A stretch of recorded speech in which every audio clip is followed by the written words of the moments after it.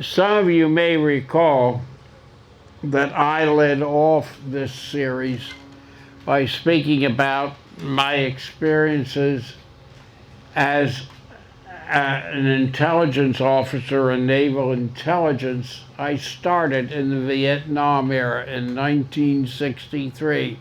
I was recruited right out of one of my doctoral programs in college. But today is not about me. It's about the other gentlemen that are here. So if you want to learn more about me, you could pick up a copy of this week's Star and Wave. They have a very nice article on me. Last Sunday, I was honored to receive a Quilt of Valor. Incidentally, we're going to be having Quilt of Valor presentations to some other folks after this program. We invite you to stay for that. Suffice to say about my war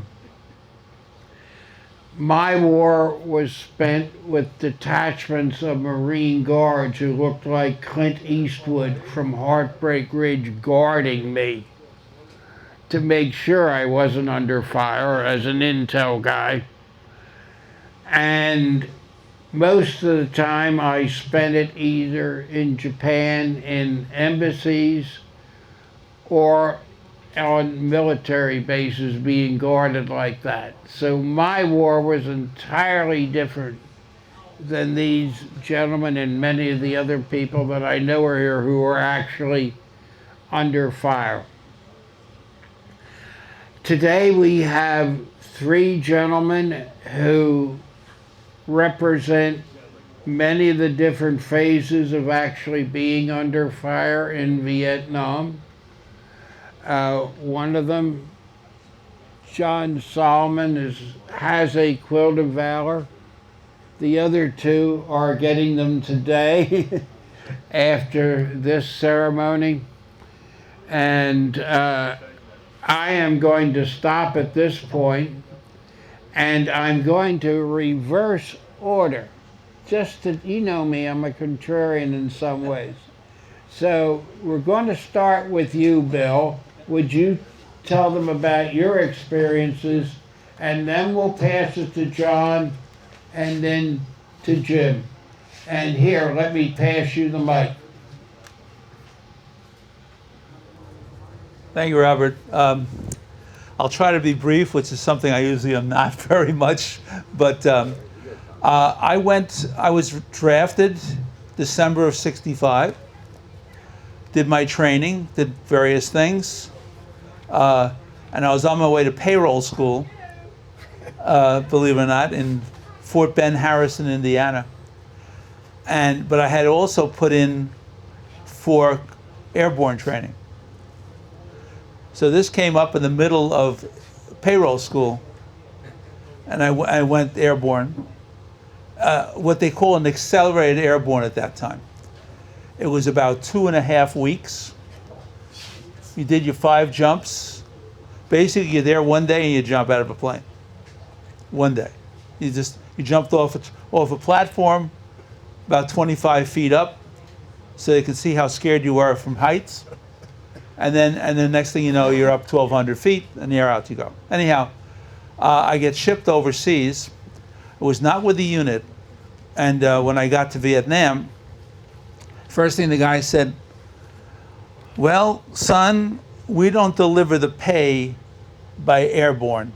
He says, "So I don't know what the hell we're going to do with you." So next thing, I end up in the 1st Cavalry. And the 1st Cav wasn't there that long at that time. This was in '66. So I ended up the 1st Cav. And by this time I had been put in for a secret clearance. And they found out one thing I was very good at. Not many things, but one thing I was quite good at, and that was I was really good at reading maps and topography and all.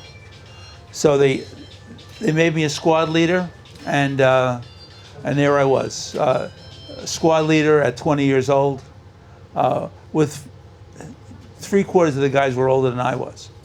And saw some pretty heavy combat in 66. And in December of 66, we were in the Oshawa Valley, which, if you can visualize, the DMZ, between North and South Vietnam, just to the left of that, if you're looking at a map, or to the west of that, is the Oshawa Valley. Very pretty in its time, and our objective was to stop them coming down the Ho Chi Minh Trail. The Ho Chi Minh Trail, my funny story would be, I'm with a bunch of guys and we're hunkered down overnight and waiting till it gets really dark, so to see if we can get these guys. We're about 30 kilometers, or about 20 miles or more, inside of the Cambodian border. And we were able to pick up on the shortwave Lyndon Johnson talking to Congress that night. He was giving a speech. It was about 8 o'clock in New York, in the East Coast time. And 4 o'clock in the afternoon, I'm sorry. And where we were was 4 o'clock in the evening. So anyway, we're listening to this thing, and he's in his Texas roll, and we're not going to send our boys into Cambodia. And one of the guys turns to me and says, if we ain't in Cambodia, my nickname was Crash. If we ain't in Cambodia, Crash, where the hell are we?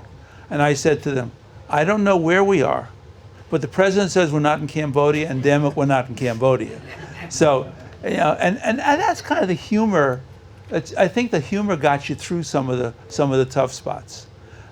Very important. A lot of laughing, a lot of joking, but a lot of serious stuff. I always define it as sometimes weeks of boredom defined by seconds of sheer terror. And the sheer terror came. That particular, in December of 66, we were out there and things were not going terribly well, and we were waiting to get in our landing zone, we were waiting to get out of there, waiting for the helicopter to come in. And we got mortared at that point, and I was wounded. And I got wounded mostly because everybody was down low. I went to get the radio off of a guy who had been wounded. And when I jumped out of the hole that I was in, as I was jumping out, I was much more athletic then. And I was literally, my feet were up in the air, and I got hit with a mortar shell on the side, and it blew the side of my leg off. And next thing I know, I woke up in a hospital in Philippines, and was there for about 3 or 4 days. And they said, this guy's much more extensively wounded than we can handle here. So they sent me up to a hospital in Japan. And I was there for about 3.5 months. And but they did a heck of a job. They really did. And put things back together. I have a rod in here which has been replaced thrice. The first time was with metal, so every time I went through an airport, it sounded like the 4th of July, you know. But now what's in there is not go in at all, you know. And that's been in there for 45 years. So, and one quick story, Vietnam is a real conundrum, really is, because I think those of us who went there went because we were called to go there, and we tried to do the very best job we could. Obviously a very tough time, very tough coming back in those days. I experienced that getting off a plane in around Fort Lewis, Washington. But I think most of the men there and women did the very best they could under the circumstances. It was the bloody hottest place I've ever been. In the valley, it would hit temperatures of in the upper 90s, but the humidity would be in the upper 90s. It would rain. It was the only place I was ever where the rain was warm or almost hot. It was like having boiling water thrown on you or very hot water. So it was not an easy place. After I got through at the hospital there, my commanding officer, who was a lieutenant colonel, who was in charge of the Mosul Brigade, he said to me, "You don't want to stay in, do you?" I said, "No, sir." He says, well, I can have you assigned to a hospital near your home, which was New York City. And I said, I don't want to go home. He says, what the hell do you mean you don't want to go home? I says, when I walk through the front door, my father was 46 when I was born.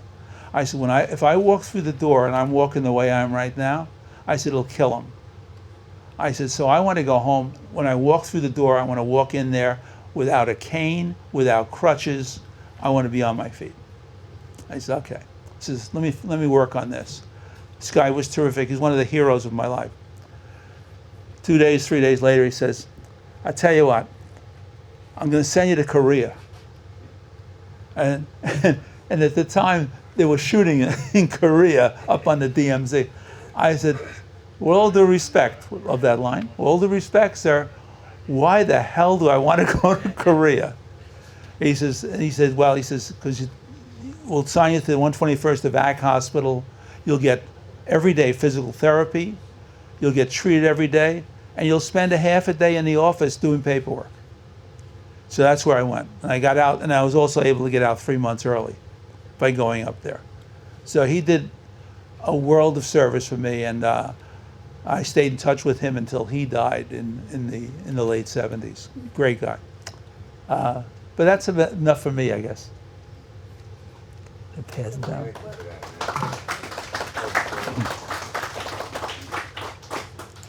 Well, Oh, yeah? Oh, I just had a question for you. Sure. You said when you first went over there, you experienced like some heavy combat. Right. What, for somebody who isn't, I think. Well, we just you'd load onto the Hueys, and if you've seen the Hueys outside, they're not terribly big, but you can get 6 to 8 guys on there, up to 10 guys on there easily, with your stuff that you got to carry, depending on what you were carrying. You know, get different equipment. It takes up a lot more room, but most of the time you get 6 to 8, even 10 on a Huey because you're packed in. You're not going very far. Usually you're flying out and you're going out 8, 10, 12 miles, no more than that. Rarely did you go like 30 or 40 miles. So you get it, and when the choppers never landed, they hovered. So they get down to about 4 or 5 feet off the ground, and you jumped out. And because if you landing is a whole different thing. So when they hover like that, you can get out real quick and just get away from the things so the blades don't mess you up. So that was my first experience going out was on my birthday. The day I turned 21. And so we're out, and it's bloody hot. And just, middle of June, end of June, really. And so we got out there and waited, and all of a sudden we came under fire. And that lasted all of about 10 or 15 minutes. And then the Kong disappeared. They were gone. We don't know where they went. We didn't realize they were gone for at least an hour. And all of a sudden it got real quiet. Nobody was wounded. It just was heavy fire, but sheer terror. You wouldn't say it at the time. Sheer terror. I was scared, and didn't see anybody wounded that day, which was probably a good thing. So that was kind of what we did, and this is kind of the daily occurrence when you went out. And there'd be times you wouldn't go out for a week, and then there'd be times you go out twice and 3 times in the same day. You go out in the morning and you'd be out there for 2 hours, you come back in, next thing, we're going out again. I think the most disturbing thing was that we went back to places we had taken before, and now we're trying to take them again. And I did all the stuff with the maps and stuff, and I said to the captain in charge, I said, "Sir," I said, "we've been here before." And he goes, "Damn it, we haven't been." And I knew we had. But, and you feel like you're, it's what's the old expression? First sign of insanity is trying to do the same thing over and over again and expecting different results. I'll leave it at that. So, I hope I answered the question. Yeah. How long after you arrived in Vietnam was it that you got wounded? I was there 6.5 months. I got wounded the first time in October. Didn't know it. But we're out, and I'm, and it's hot and you're sweating and stuff like that. I'm literally drenched. And one of the guys said to me, "Hey, Crash, you're bleeding." And I go, "What?" He says, "You're bleeding." I said, "Where?" And I'm looking around. I'm looking at my feet, and he says, "On your side." And I had, apparently, a bullet had grazed my side. It didn't go in, and there was less of me then than there is now. So it just, I guess, grazed me and opened up a wound. And I was probably, I got stitched up that afternoon, and I was fine. It was a couple of stitches, no big deal. And so that was in October, and then December I was with the mortar shell. That was I got a quick story on that if I can tell it. I was in Rotary Club. I'm in the New York City Rotary Club. And we used to have a police recognition day. And we had the commissioner of the police department, which is 33,000 men in the police department.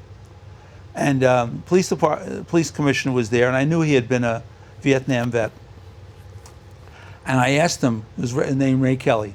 I said, "Ray, can I ask you a question?" He says, "Sure." He says, "Were you," and it was with Marines. I said, "Were you with the Marines in December of '66? "Oh yeah, we were in the Oshawa Valley. It was a nightmare." And I looked at him, I go, "Really?" And I literally had chills. I'm getting chills now, thinking about it. He says, "Yeah." He says, "First Cav got pinned down and they were just getting hammered. So our job was to get him out of there." And so I said, "Well, I was one of the hammered." And we got in such a discussion, the person who introduced him to speak, we never heard that. So all of a sudden, there's about 250, 300 people in this room. And finally the guy says, "Commissioner Kelly, you're supposed to be speaking now. Will you shut up and stop talking to Currie over there?"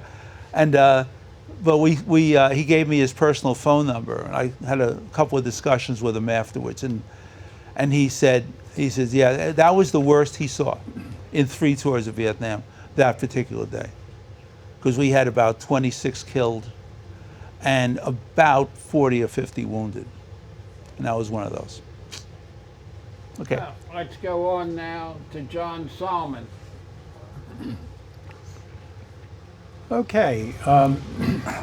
I served in Vietnam pretty much the same time as Bill did. I graduated from college in 1965. I'm a South Jersey boy all my life. And so anyway, I got reclassified. As soon as I got out of college, I went to Rutgers Camden, and as soon as I got out of college, I got my notice, draft notice, and that type of thing. So I went ahead and enlisted as under a special program that they had for college graduates. It was a college op program, and I was given a choice of 3 branches that I could specify: infantry, artillery, and armor. Little did I know that the armor wasn't a very active segment in Vietnam because of the terrain, the jungles. There was just very little armor that was over in Vietnam. So I chose artillery. I went to Fort Leonard Wood, then on to Fort Sill. I went to artillery fire direction training. Then I went to OCS, and luckily I graduated from there, or maybe unluckily, I don't know. And then went to Fort Hood, Texas, where because of my college degree was in business, they made me the personnel officer. So I had no way of I had no training whatsoever in jungle artillery or how we used it in Vietnam.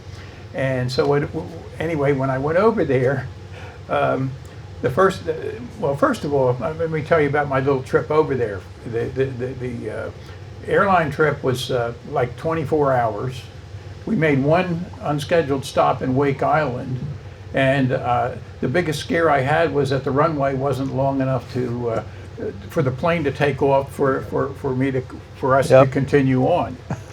And then, so anyway, so then finally this was in Wake Island, and believe it's like a chain of 3 islands that are kind of in a triangle, and the longest island is strictly the runway. So anyway, the plane did take off, and so we're cruising into Benoit Air Base, and we're gliding in for a landing, and we all of a sudden the plane puts on full power. They were getting a mortar attack. This was there was a mortar attack going on because this was in the middle of Tet, the Tet Offensive, and so we circled around for a while, and then we finally landed. Then I went to the 90th replacement. Well, as soon as I got to the 90th replacement, they basically put us in a room without. I didn't have weapons or anything like that. And the first night I was there, the Viet Cong came in and blew up the main ammunition base. Well, that blew me out of bed about 3 o'clock in the morning. And so all I could do, I didn't have a rifle or anything like that. And so I ended up on the floor with a mattress around me. That was the only protection I had. And so fortunately that was my first experience. And I also wanted to mention I met one of my OCS buddies over there. He was just coming back from a hospital in Japan where he had been wounded, and he still had 9 months to go in Vietnam. So he was at 9 months at days, and I was at 11 and 29 days to 11 months and 29 days to go. And so that gave me a lot of confidence as well. so after that, finally they moved me over to the and I was a second lieutenant at the time. And they moved me into the 1st Infantry Division. And because I was unmarried, my battalion had a policy that if you were unmarried, they made you a forward observer with an infantry company. So basically, I was nothing more than an infantryman. I was out there, but I had a radio in front of me and a radio in back of me. And the Viet Cong, their tactics were shoot out the radios. So initially I was on the ground, and we got into major skirmishes and minor skirmishes, and my deal was to coordinate the artillery fire back, coordinate the artillery fire on the Viet Cong, because we wanted to get this their fire quelled as soon as possible. So I would bring it. I kind of broke all rules as far as starting artillery out at about 400 yards when the standard was 1,000, and dropping 300 on the first adjustment. So it was a matter of just trying to bring that artillery in as fast as possible. We did a lot of work with the 105s as opposed to the larger artillery, because it was much better suited for ground-to-ground combat. And so anyway, that was my experiences. But having to learn this, I learned how to learn it on the job. It wasn't a case where I was trained for it. I mean, I was trained as a person that sat out on a hill with a radio somewhere, looked out into the far reaches, and directed artillery in that manner. Well, I mean, we were starting the artillery close and bringing it in fast, so I was, and I think my most memorable moment in Vietnam was back on May 11th, 1968. I'd been in country for about 3 months, and all of a sudden we're out on a company operation, and all of a sudden we got ambushed. And the first, as I mentioned, I was in the radio group, was surrounded, just surrounded with radios, and the company commander got killed.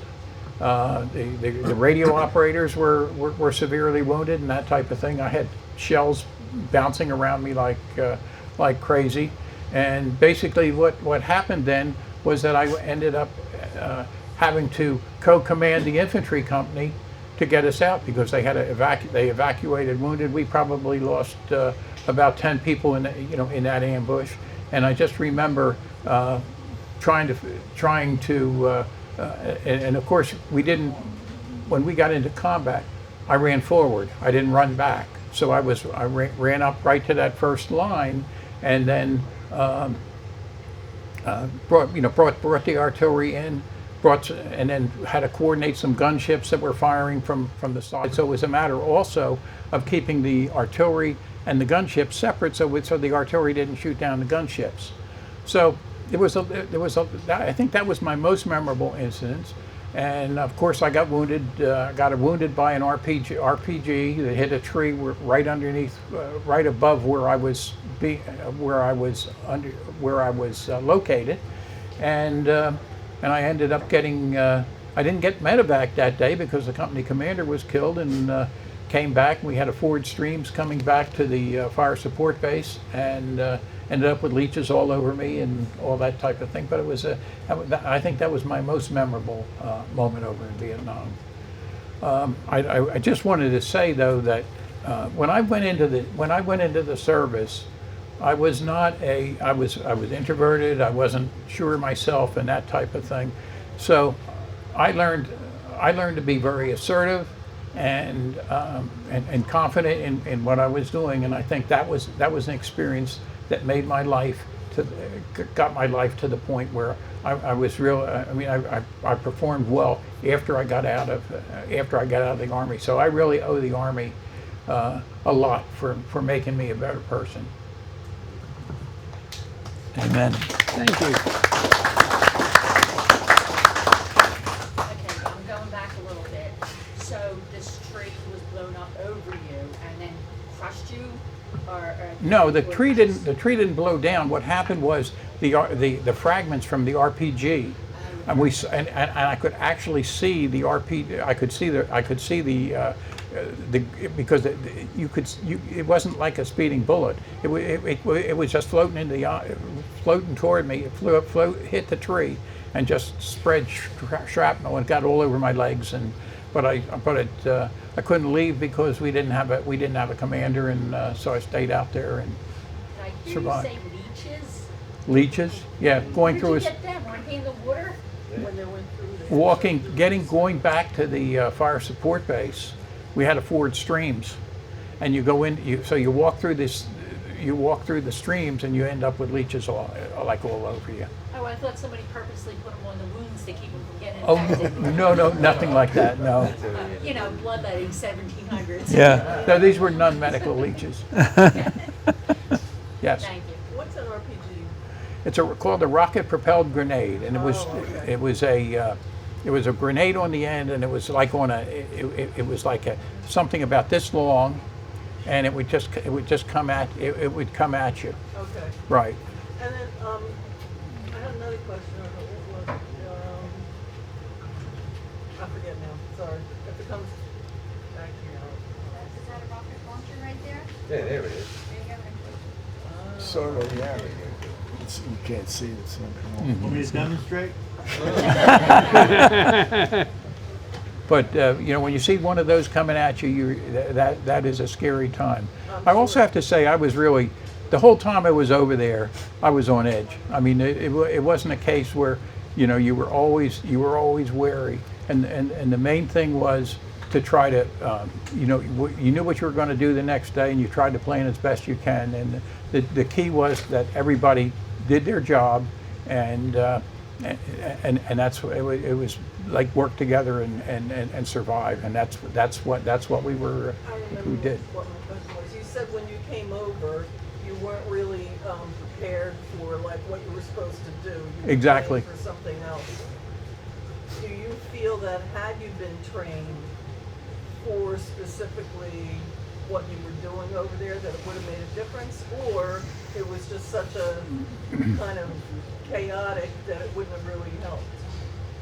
I'm not sure that I'm not sure that I could have trained totally for that. Yeah. I wanted to mention one other thing. When I joined my first unit, they had been in a battle the day before, and my predecessor actually ran out of the field of battle. So and I didn't really have any help from him either. But it was just a matter of just trying to pay attention, I was fortunate that I had a West Pointer as a company commander. We worked very closely together, and we were able to, and so we coordinated our efforts. I mean, I spent a lot of time planning what we were going to do the next day, what we had to what we had to deal with, and I think that got me through as well. But the first firefight was scary. Mentioning Terrifying. Terrifying. it was terrifying. I had really no idea really totally what I was supposed to do, but I learned from that. And fortunately, it wasn't a big one. I can say nothing prepares you for that. You could go through 8 months of training, you're never prepared for it. You know, I'm talking about mentally prepared for it. Physically, you might be ready, but mentally, no. It's sheer terror, and especially when you see them up front. When it was over, and where did you go after that? After Vietnam? I went home. No, you were finished. You were not. I got on a plane. That was one of the most wonderful days of my life. Getting on that plane and the plane taking off, and about 5 hours later, I was in Japan, and then went back to the States. If I can, I think. But the relief, You weren't out the of relief. service. No, I was still in the service. But I processed out. I got out about a month early on my because I was a short timer at that point. And when you got home and it was all over, did you feel a little like I felt depressed. I had been doing things like you were doing that job that I never expected to do. I never thought it would be that way. And it was like, I felt depressed that it was all over. I can't explain what that is. But I went right from Vietnam to Germany. And I got over there, and here we are playing games now where I was supporting a real thing going on. And I just felt depressed. Well, I wasn't still in the. I mean, I basically got out, and so at that point, I was not. I think I was just elated that I didn't have to face that again. I think, to be honest, one of the big mistakes, I think, and there was many, we all know that, many mistakes made. I talked to people that I knew were in Second World War. Second World War, units were shipped over together. I went over by myself. I was on a plane with other people who I didn't know. So you get there and you're not part of that. You're not part of a team. You're an individual. So what's your big motivation? Your first motivation is to keep yourself alive. And then in a week or two, you start to realize, I got to help these other guys stay alive too. And that was, but the camaraderie wasn't strong. The camaraderie was basically, if you watch my ass, I'll watch yours. That was the kind of the motivation. And I that wasn't said, but it was, you kind of felt it. And I thought the way we shipped guys over there was just awful. I totally agree with that. I know that when I first got into a unit, they'd been on. First Infantry Division got there in 1965, and I didn't get there till February of '68. Jim Cremer, that's me. Went from the top of the world to the bottom. I graduated from college in June of '66. 2 months later, I was a grunt private at Fort Leonard Wood, Missouri. You too. So, Bring it up on Yeah. YouTube. I took basic training at Fort Leonard Wood and engineer training. And they didn't know what to do with me after that because I had an older brother that was already in Vietnam. I got orders to go to Vietnam. And in those days, well, still, you didn't have to have two brothers in combat zone at the same time. So my brother said, turn back your orders, and they did. So then they sent me to artillery survey and map class at Fort Sill, Oklahoma. And after that was over, I got orders to go to Vietnam. And my second brother called me up and said, don't go, because I'm going next month. So, so I didn't go. He came home. I was sent to, well, he didn't come home. He was there for a year, of course. I got sent to a engineer battalion in the desert of New Mexico, which was right outside of Fort Bliss. And I spent, I became the company clerk of B Company 31st Engineers because I could type 25 words a minute, which if whoever can type knows that's not much, that's not very fast. I could do that now. But I was at the top of all the guys that came in there. That not many guys could take it. So I became the company clerk. Best thing could ever happen to me. We were a very strange outfit. The battalion was virtually overloaded. We had way too many. We had about 125% of what we should have had, because what we were full of was Vietnam returnees that they didn't let go home, but had to sit there and do nothing on the New Mexico desert for the next 6 to 8 months of their enlistment. Or there were recruits that for one reason or another, probably training, they didn't know what to do with. So, and those two, the Vietnam returnees and the new kids, didn't make for a happy place. And plus, we had a whole battalion of people that didn't know what to do. They had no mission for us. We just sat there and ate 3 meals a day and made our beds. But I was company clerk, so pretty soon they said to me, you got to get rid of 80% of your company and battalion. I was only the company. And you got to get rid of them by orders and bring back 80% of engineers that were trained already for engineer training. So that's what we did for the next 3 months. We got alerted for Vietnam in August of '67. We trained in the desert of New Mexico. We dug our own rivers in the desert. And then we put a sign in the middle of the trench that said water, so you knew that was a river. We left in early '68 for Vietnam on a boat, which most people didn't do. These guys went individually. I went with the battalion, which was much safer and easier on the guys. Sure. So we went on a boat from Oakland to Okinawa to Vung Tau, Vietnam.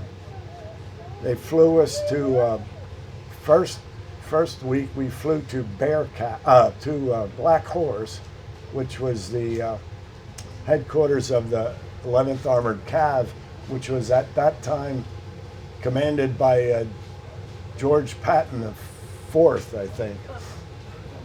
And soon our company we were there, we just got unpacked. It took us about 5 days to unpack all our junk from the boat. We just got settled down, and my first sergeant walked in one morning and said, pack up, we're leaving. So I said, no. So our company, which is 250 guys, and our equipment, all our equipment, our trucks, our bulldozers, our road graders, went on a convoy south to through Saigon and south to a place called Bear Cat, which was the 9th Infantry headquarters at the north end of the Mekong Delta. And we went in. Bear Cat was a big area, and we occupied just a little portion of it. And our first mission was to build 350 tent frames for the Thai Army. The Thai Army, 2 regiments were coming from Thailand. and they didn't have any. There was no place for them to live, and they didn't want them to have to make them themselves. So before they came, we made these tent frames, and then you throw a big squad tent on top of the thing, and so we did that for about the first 3 or 4 months, and then we became a small construction outfit. I turned from a clerk into a dispatcher of a construction company. They'd call up in the morning, 6 or 7 o'clock in the morning, and say, "We're so and so." They just blew the bridge at. They'd give me coordinates, and it'd say, "Okay, how big is it?" And they'd give me the details if they could. And then I'd talk to either the first sergeant or the CO or a platoon leader, and say, give them the details of what happened, and they'd pack up and go out to it. And so I manned instead of manning the type, I didn't have much paperwork to do because I was personnel clerk. Nobody could do anything. They couldn't go on pass. They couldn't go on leave. They couldn't do much. You sat there and worked. So I didn't have much paperwork to do. So I became the chief radio dispatcher of the company. One funny story. I was in the orderly room. Nobody was around. Everybody was out on details. And the phone rang, and a sergeant that I knew, he said, "Cremer, give me the CO." I said, "The CO's not here." "Give me the first sergeant." "First sergeant's not here." He said, "Oh, hell." I said, "What, oh, hell? What's the matter?" He said, "Well, I got the bulldozer stuck." I said, what do you mean you got the bulldozer stuck?" He said, "Well, you don't get bulldozers stuck. That's what they're made to do, not get stuck anymore." He said, "We're at the orphanage. Our company used to help out the local Buddhist orphanage in our spare time if we wanted to. And he was out there clearing jungle with his squad. And he was clearing the jungle. What he didn't realize was if you cleared the jungle away, underneath of that, in a lot of places it was just mud, or think quicksand. And he did that, and when he tried to move, he got it stuck. I said, "Did you try anything? What'd you try?" He said, "Well, first we tried the 5-ton, the 5-ton dump truck." And he said, I think we bent the frame." I said, "Really?" He said, "Well," and then he said, "Then we tried the road grader."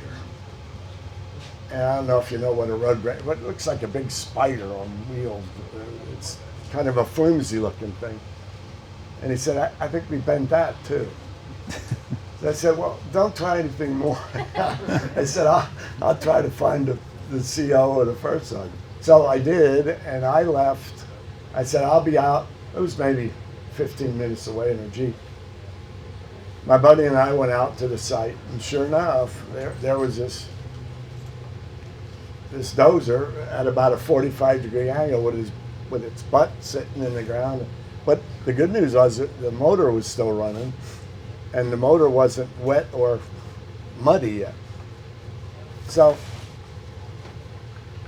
as soon as the company commander came, he called up main post, and they found what they called a armored retriever. It was built to actually tow tanks. Now, they didn't have anything to do with Vietnam because, like you said, tanks didn't do much in Vietnam. They were mostly used for just shooting artillery from their one gun, and they didn't move around. They couldn't. They got stuck in the mud. But this tank retriever was a monstrous piece of steel. And the guys that showed up, the squad that showed up with the tank retriever, they had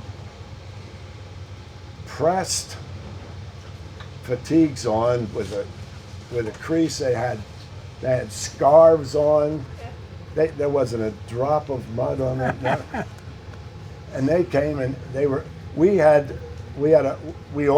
CO ordered a new squad to come in to provide security for us out there because it was getting dark. And these guys were laughing at us. We were dirty engineers, and we got our bulldozer stuck. So they hooked up the retriever, had this big chain, and hooked it up. They were on the road. We were in the mud, and they tightened up. They winched up the chain, and they pulled the tank retriever up on the road, and they threw a tread off the tank retriever, which disabled the tank retriever. The tread's the thing that goes around and makes it.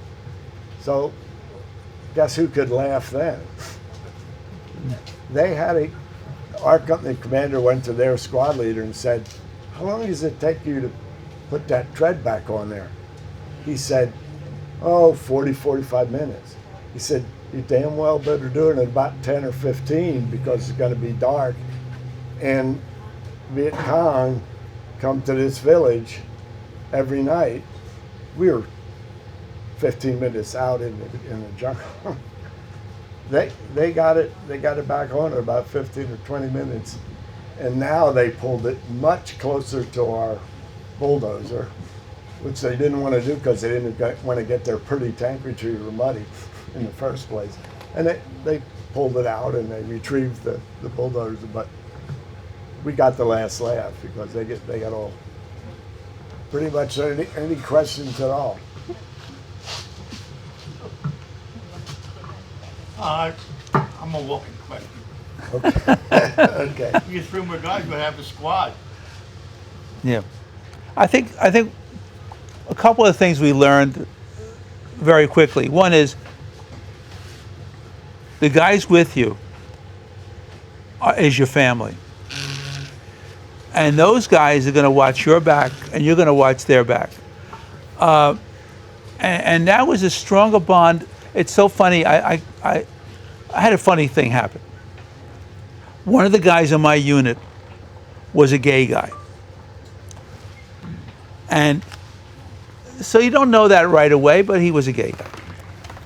And he was a real character. He was the best medicine we ever had, because he would flaunt that in a way that made everybody feel comfortable. Everyone knew him, and they knew he might have been gay, but he was a great guy. He would have your back. So I won't go into some of the stories he did, but when we come back and he goes, and he put this on, like a character on TV. "I am so stressed," like this. And he'd go on to this thing, and we'd all be hysterical laughing. So, and when all this stuff came out in the 90s about, don't ask, don't tell, and all that stuff, I'm laughing at myself. I said, nobody cares. In that situation, does he have your back when you need it? And if he does, he's a great guy. And he could be green or red, or doesn't matter. The guys in my squad, those were a mixture. It was a polyglot. It was just, and they were all terrific guys that watched out for each other. I wanted to add one other thing too. I think the biggest concern that I had when I was in Vietnam was that we had these crazy rules of engagement, and we had to wait. We couldn't just go out and shoot somebody. We had to go and wait for them to shoot at us first, and that was a real problem. And a lot of those, and even today, this has been carried over in our tactics and that type of thing. And I think part of the problem was that you might have a Vietnam person during the day, and he's a Viet Cong at night. Yep. We didn't know who the enemy was. It was just a very scary situation. There were only a very few areas in Vietnam that were actually free fire zones. So, and I had another experience also. After I got out of the field and I was as an FO and an aerial observer, I was a bird dog too over there, but that's for another day. I was part of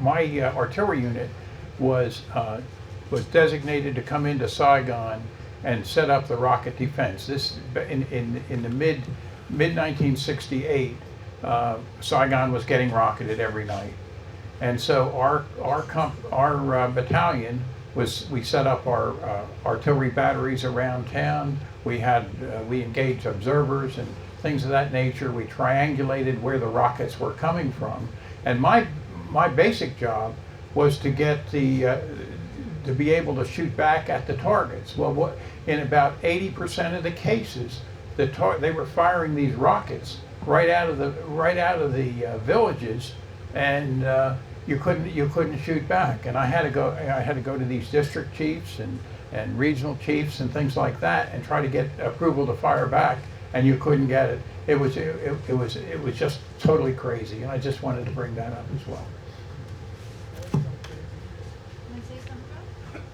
Yeah. That was General Abrams who did that. He replaced Westmoreland. And guess what? Nobody did it. You're in the bush and some shoot them. You know what I mean? Because they'll shoot you.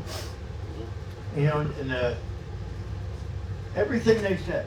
I mean, the first firefight I was in, I said it before. My M16 kept firing. I was out of ammunition.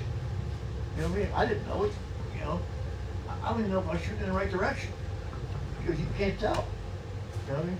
I was going to play my guitar today, but I have Parkinson's. Parkinson says I'm not playing that guitar anymore. You know what I mean? You know, it just won't do. You know, and I got Agent Orange. I got it all. You know what I mean? Now I just came down with Parkinson's. That's part of Agent Orange. Yeah. You know what I mean? In the 70s, I went to the VA about Agent Orange, and they said to me, "You weren't where Agent Orange was. It's everywhere. It's in the water table." Just, you know, it wasn't for 20 years later. You know, and the patrols, like he said, you know, you go on an ambush patrol, they know you're coming. How do they know you're coming?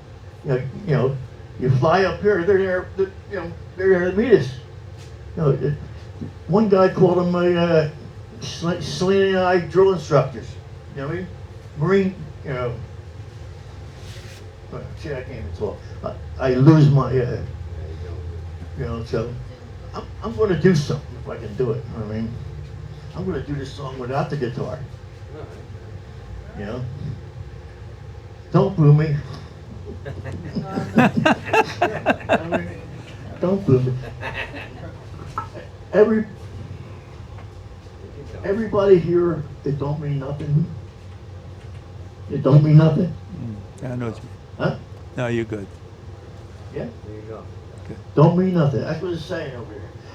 It don't mean nothing. Poor guys, it don't mean nothing. You know what I mean? You know, until it was a person you know. I mean, personally. You know, in this, you know, it gets to you. And then when you're a new guy, nobody wants to be near you. You know what I mean? You know, and I don't want to be with a new guy. I mean, you know, they're new. I was that way. And the one thing, when you're in training, they tell you, 360. these shit's going to kill you. 360 short, right? But what they don't tell you about the rats, about the snakes, the centipedes, what else? What I'm not mentioning? Yeah, the poisonous snake, a bamboo viper. They place you're dead. Yeah. And they have black mambo, and I found out the black mambo wasn't black. It's not. Inside his mouth is black. The rest of him is gray. So I was avoiding the wrong snake. You know what I mean? You know? I woke up one day. I was sleeping in a bag, right? And you did that so you wouldn't have stuff crawling all over you. And I got something I felt on my feet, and I looked down, and it's a snake. And the guy said, I think it's a black mamba. The guy says to me. I says, what does that mean? I'm from the Bronx, New York. What do I know about snakes except for the Bronx Zoo? So I'm going, what does that mean? Don't worry, I'll get my rifle, I'll kill it. No, you're not gonna. It's wrapped around my feet. You know, I'm inside the bag, but this thing's wrapped around. It was looking for warmth. So it found me, and somebody just made some noise and it took off. But the thing I was gonna, just one thing, the week before I got wounded, this told me everything. So we're along the Ho Chi Minh Trail. We capture 6 guys that night, bringing supplies down. We clean them up because they're, you know, covered with stuff. Clean them up. I knew one of them. He was a farmer. And I had actually picked rice in his farm. And he spoke pretty good English because he spoke French also. Very, very, very bright guy. And I said to him, Kim, why are you doing this? And he said, in good English, because you're in my country and we don't want you here.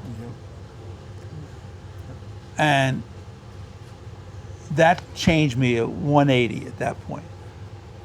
Then if they don't want us here, why are we here? And the answer, of course, is our government put us there. It's not an anti-war thing. It just was wrong. It was not handled right from the beginning.